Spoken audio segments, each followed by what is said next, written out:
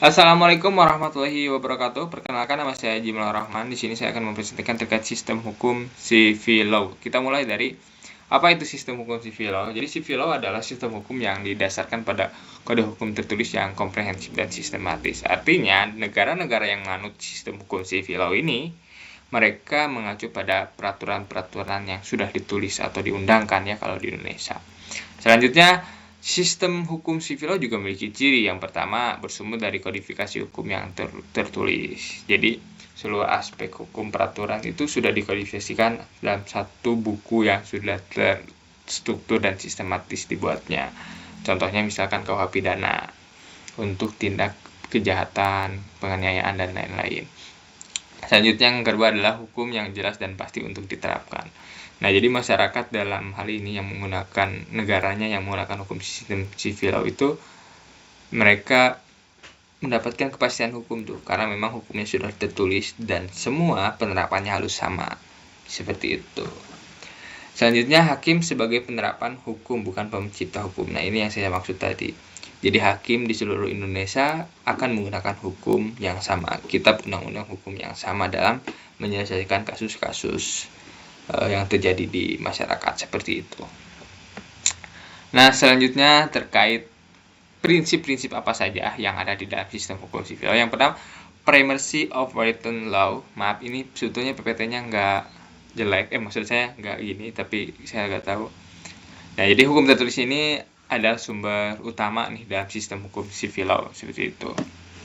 Jadi artinya seperti hukum-hukum kebiasaan, hukum-hukum adat itu lebih dikesampingkan. Kendati pun ya ada beberapa konteks ketika memang hukum adat atau agama itu dikedepankan. Contohnya misalkan dalam pembagian waris. Dalam pembagian waris, orang Islam itu udah pasti menggunakan hukum waris agama Islam.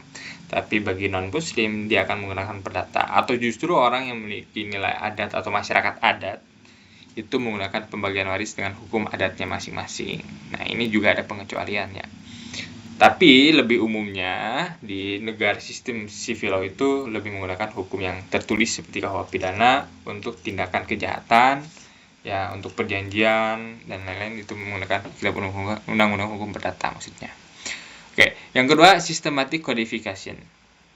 Nah, jadi hukum itu diatur dalam kode-kode yang sistematis.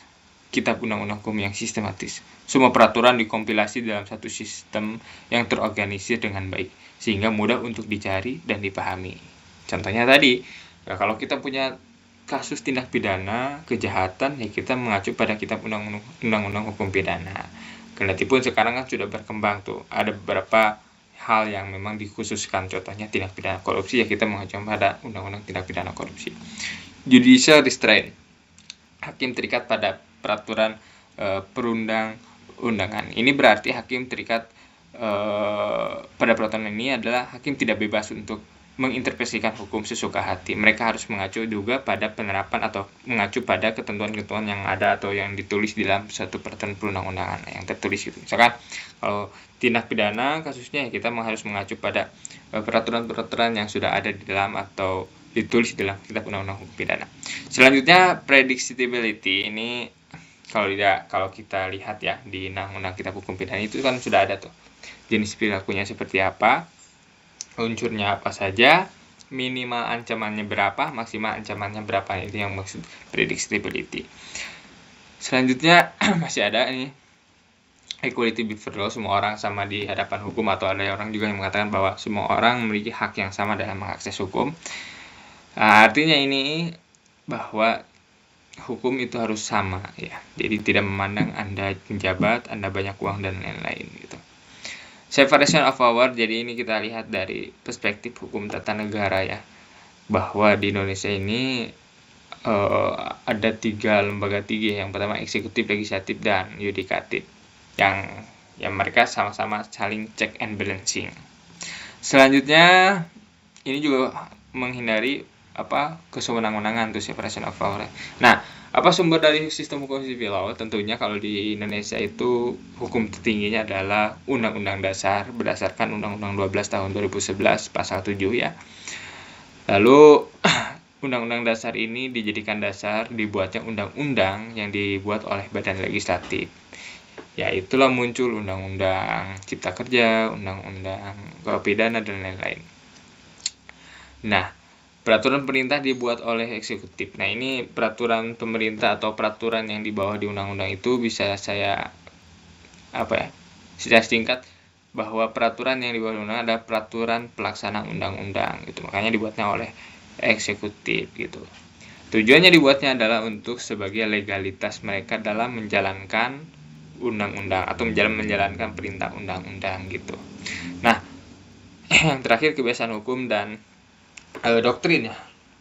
Nggak kelihatan. Dan doktrin. Hukum adat atau pendapat ahli. Jadi di dalam sistem hukum sivil juga tadi yang seperti saya katakan bahwa memang beberapa konteks juga mereka menggunakan hukum adat. Contoh dalam pembagian waris mereka menggunakan hukum Islam. Ya, jadi kalau misalkan bagi non muslim dia menggunakan hukum adat, kalau misalkan masyarakat dia diperbolehkan untuk membagi waris berdasarkan ketentuan hukum adat seperti itu. Selanjutnya, nah ini perbandingan dengan sistem hukum common law ya. Karena aspek sumber utama kode tertulis kitab undang-undang misalkan kalau di Indonesia. Kalau di common law itu putusan hakim ya. Terus peran hakim menerapkan hukum. Kalau di common law itu membuat hukum. Nah ini hakim itu membuat hukum melalui putusan hakim. Kembali ke yang nomor 1 tadi ya. Begitu. Jadi hakim-hakim terkini yang mendapatkan kasus serupa dia boleh tuh menggunakan atau mengacu pada putusan hakim terdahulunya seperti itu. Kali itu sudah saya jadikan sampai sumber hukum. Nah ini juga sempat dikatakan oleh Pak Rosa bahwa perbedaan mempelajari hukum antara di Indonesia dengan di Amerika atau negara yang menggunakan sistem common law. Ya kalau di kita kan kita mempelajari undang-undang gitu. Kalau di common law mereka mempelajari putusan-putusan hakim karena memang itu menjadi salah satu sumber hukum bagi mereka. Terkait penilaian alat bukti ya, hakim hanya menilai alat bukti. Kalau di common law itu ada juri dan hakim ya.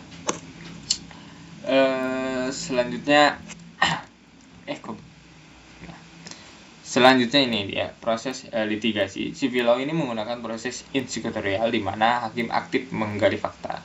Sedangkan common law menggunakan proses adversarial di mana kedua belah pihak saling berdebat tuh dan hakim hanya sebagai wasit aja yang netral gitu. Terus konsistensi di civil law konsistensi dijaga melalui kode yang sama diterapkan di semua tempat gitu. Jadi ya tadi kalau selama itu terjadi di Indonesia maka menggunakan sistem hukum atau menggunakan kitab undang-undang hukum pidana menggunakan undang-undang yang sama gitu maupun dimanapun itu gitu. Tapi di common law konsistensi dijaga melalui presiden yang mengikat. Selanjutnya fleksibilitas lebih kaku dan common law itu lebih fleksibel ya. Kenapa ini lebih kaku? Karena memang di beberapa kejadian civil law itu ada memang karena kita mengacu pada hukum tertulis. Jadi ketika memang ada tindak pidana atau tindakan-tindakan hukum yang belum diatur sebelumnya agak repot juga untuk menyelesaikannya seperti itu. Itu sih simpelnya seperti itu. Kendati pun kita juga hakim juga bisa mengambil referensi dari para pendapat ahli, dari putusan-putusan hakim gitu. Ya. Selanjutnya, nah ini negara-negara yang menganut sistem civil law. Kalau kita lihat nih di buku ini, karya Munir Fuadi itu sudah dibagi ya.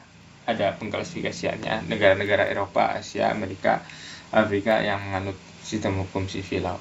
Jadi secara singkat ya mayoritas di dunia menggunakan civil law. Ya. Selanjutnya ini bagaimana penerapannya di Indonesia. Dasar hukum sistem civil law diterapkan di Indonesia sejak masa kolonial Belanda. Karena memang Indonesia ini adalah salah satu negara mantan dijajah oleh Belanda.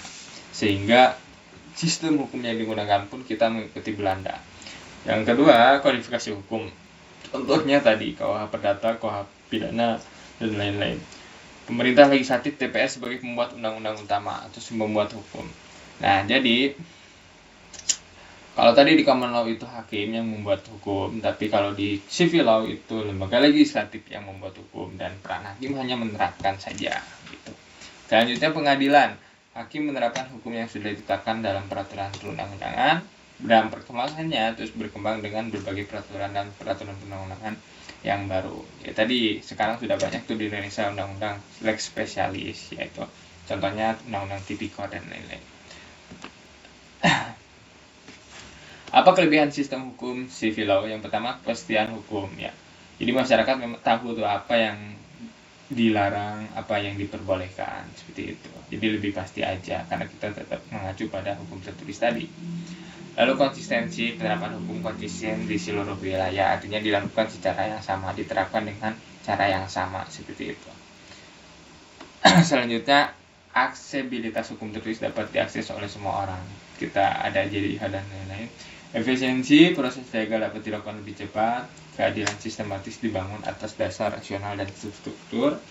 Pencegahan arbitrary power atau mengurangi kesewenang-wenangan atau bahkan mencegah kesewenang-wenangan, karena memang dibentuknya pengadilan untuk menyelesaikan semua perkara yang terjadi di dalam masyarakat adalah ya tadi untuk menghindari kesewenang-wenangan gitu. Selanjutnya, apa kelemahan sistem civil law? Rigiditas ya. Jadi rigiditas itu adalah beradaptasi dengan kasus-kasus baru yang kompleks. Nah, civil law ini memang agak sedikit sulit untuk beradaptasi dengan kasus-kasus baru ya, karena memang kita harus mengacu pada peraturan yang sudah ditulis gitu, tertulis diundangkan secara sistematis. Jadi sehingga ketika memang tidak ada peraturan yang belum mengatur tindakan tersebut, maka orang tersebut tidak dapat dihukum karena ini berkaitan dengan asas legalitas ya. Jadi seseorang itu tidak bisa dihukum kalau belum ada hukum yang mengaturnya terlebih dahulu, atau suatu perilaku itu tidak dapat dihukum atau kalau peraturannya belum mengatur terlebih dahulu. Lalu legislatif, nah, hukum tertulis sering tertinggal dari perkembangan masyarakat. Sama keterbatasan interpretasi, hakim terbatas dalam menginterpretasi hukum. Jadi hakim memang harus tetap mengacu pada peraturan yang sudah ditulis tersebut di dalam kitab undang-undang.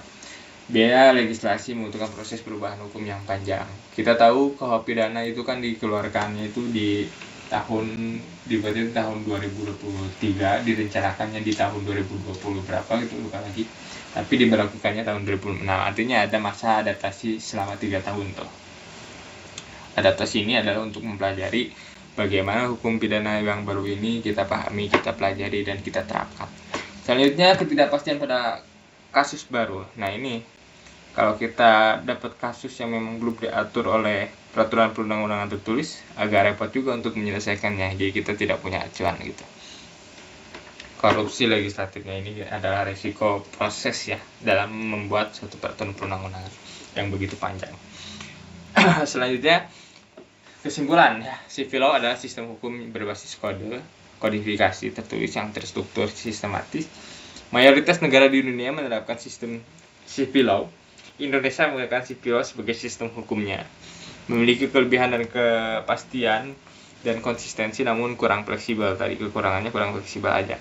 Terus beradaptasi dengan tantangan-tantangan zaman modern.